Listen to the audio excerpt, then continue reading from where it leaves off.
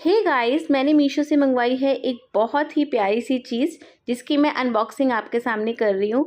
तो ये मैंने मंगाए हैं फ्रिज मैग्नेट, जो कि मुझे मिले हैं 130 रुपीज़ के 4। तो आप इसको अपने फ्रिज पर लगा के ना उसका लुक जो है वो चेंज कर सकते हो, जो कि लगने के बाद बहुत ही अच्छे लग रहे थे। तो इस तरीके से मुझे ये 4 मिले हैं, जो कि देखने में बहुत ही क्यूट है और इनकी जो क्वालिटी है वो बहुत ही अच्छी है। अगर आप मंगवाना चाहते हैं तो आपको लिंक मिल जाएगा डिस्क्रिप्शन बॉक्स में, आप वहां से जाकर इसको मंगवा सकते हैं। आई होप कि आपको ये पसंद आया होगा। Bye bye.